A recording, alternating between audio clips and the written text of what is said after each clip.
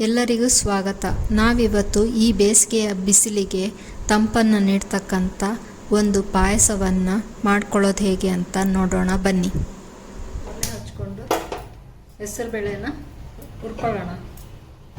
ನೋಡಿ, ಈ ಲೋಟದಲ್ಲಿ 1 ಲೋಟ ಹೆಸರುಬೇಳೆ ತೊಗೊಂಡಿದ್ದೀನಿ, ಅದನ್ನು ಹುರ್ಕೊಳ್ತಾ ಇದ್ದೀನಿ.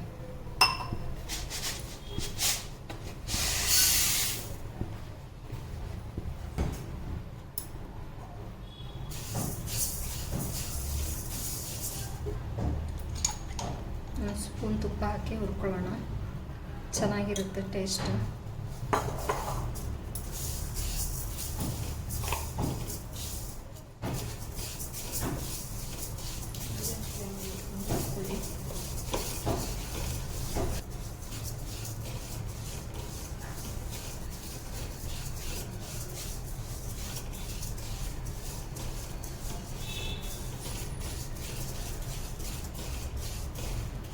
ಸ್ವಲ್ಪ ಕಲರ್ ಚೇಂಜ್ ಆಗಬೇಕು, ಅಲ್ಲಿವರೆಗೂ ಹುರ್ಕೋಬೇಕು.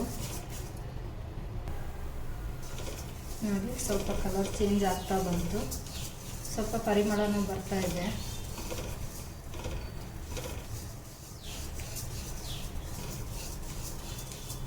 ಇಷ್ಟಾದರೆ ಸಾಕು, ಒಲೆ ಆಫ್ ಮಾಡ್ಕೊಂಡ್ಬಿಡೋಣ.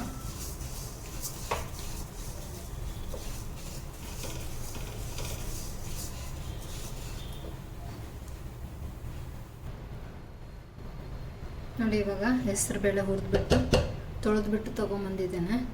ಇದಕ್ಕೀಗ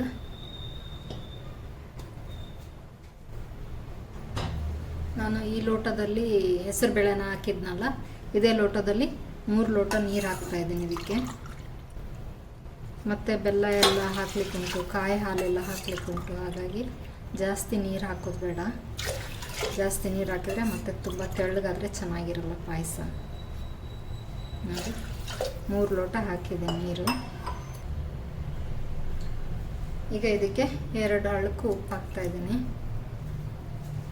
ಕುಕ್ಕರ್ ಮುಚ್ಚಳ ಹಾಕಿ ಬೇಯಲಿಕ್ಕೆ ಇಡೋಣ. 1 ವಿಷಲ್ ಆದರೆ ಸಾಕು.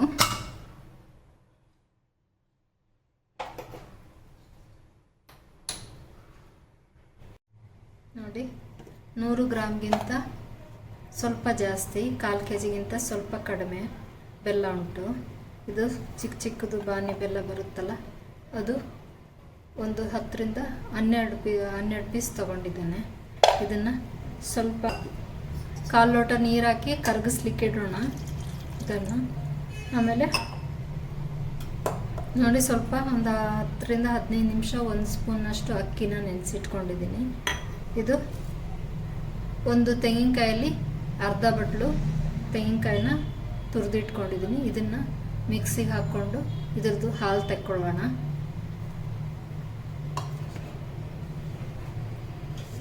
ನೋಡಿ, ಈ ಮಿಕ್ಸಿನಲ್ಲಿ ತೆಂಗಿನಕಾಯಿನ ತುರಿನ ಹಾಕ್ಕೊಂಡ್ಬಿಟ್ಟು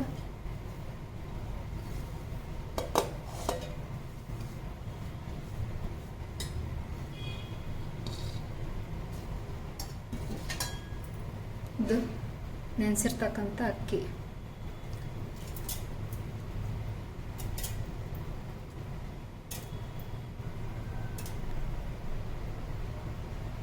ಇದನ್ನು ಸಣ್ಣಗೆ ರುಬ್ಬಿ ಇದ್ರದ್ದು ಹಾಲು ತಗೊಂಡು ಬರೋಣ.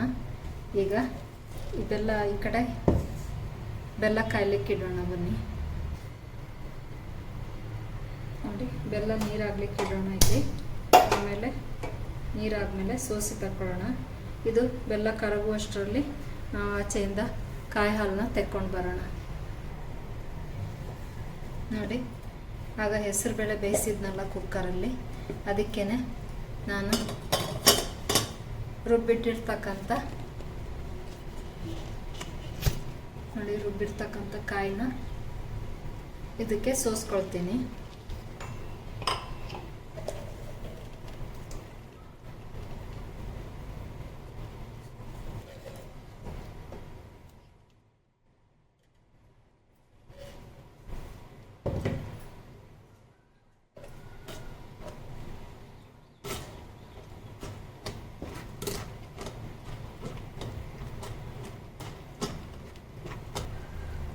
ನೋಡಿ ಕಾಯಲ್ಲಿರ್ತಕ್ಕಂಥ ಎಲ್ಲ ಹಾಲನ್ನು ತೆಕ್ಕೊಂಡಾಯಿತು.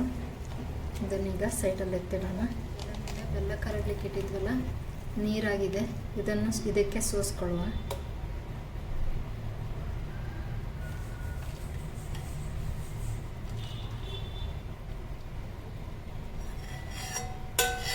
ಚೆನ್ನಾಗಿ ಮಿಕ್ಸ್ ಮಾಡಿಬಿಟ್ಟು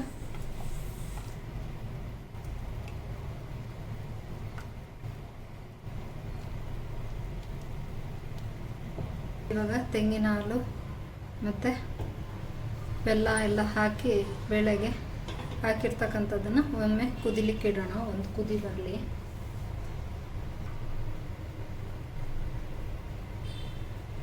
ನೋಡಿ, 2 ಏಲಕ್ಕಿನ ಕುಟ್ಟಿ ಪುಡಿ ಮಾಡಿ ಇಟ್ಕೊಂಡಿದ್ದೆ, ಇದನ್ನು ಹಾಕ್ತಾಯಿದ್ದೀನಿ.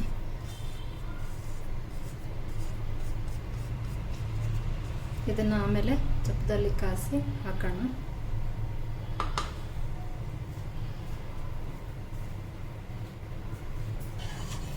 ಕೈ ಬಿಡದೆ ಕೈಯಾಡ್ತಾ ಇರಬೇಕು ಕುದಿ ಬರೋವರೆಗೂ, ಇಲ್ಲಾಂದರೆ ತಳ ಹಿಡಿದು ಬಿಡುತ್ತೆ.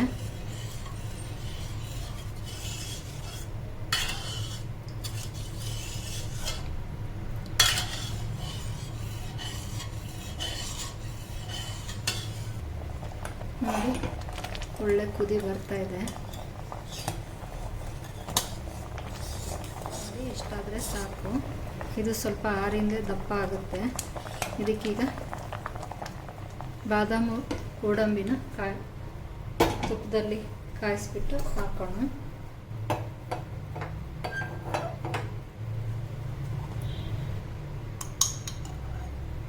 ಎರಡು ಸ್ಪೂನ್ ತುಪ್ಪ ಹಾಕ್ಕೊಳ್ತಾ ಇದ್ದೀನಿ. ತುಪ್ಪ ಬಿಸಿ ಆಗಲಿ. ನೋಡಿ, ಇವಾಗ ಬಿಸಿ ಆದ ತಕ್ಷಣ ಬಾದಾಮು ಮತ್ತು ಗೋಡಂಬಿ ಚಿಕ್ಕದಾಗಿ ಪೀಸ್ ಮಾಡಿ ಇಟ್ಕೊಂಡಿದ್ದೆ, ಅದನ್ನು ಹಾಕ್ತಾಯಿದ್ದೀನಿ. ಮೊದಲಿಗೆ ಒಂದು ಸ್ವಲ್ಪ ಕಲರ್ ಚೇಂಜ್ ಆಗೋವರೆಗೂ ಹುರ್ಕೊಳ್ಳೋಣ. ಈಗ ಅದಕ್ಕೆ ದ್ರಾಕ್ಷಿ ಹಾಕ್ತಾಯಿದ್ದೀನಿ. 1 ಹಿಡಿಯಷ್ಟು ದ್ರಾಕ್ಷಿ ಹಾಕಿದ್ದೀನಿ.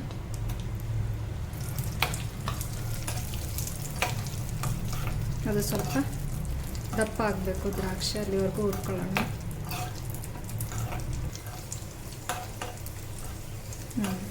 ನೋಡಿ, ದ್ರಾಕ್ಷಿ ದಪ್ಪ ಆಗ್ತಾ ಬಂತು.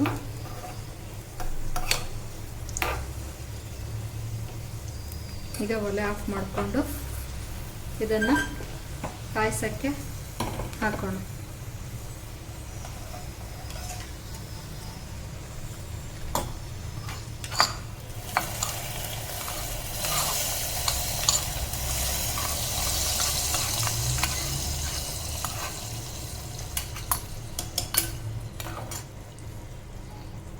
ಹಾಕಿ ಹೀಗೆ ಚೆನ್ನಾಗಿ ಮಿಕ್ಸ್ ಮಾಡಿ ಸ್ವಲ್ಪ ಪಾಯಸ ತೆಗೆದು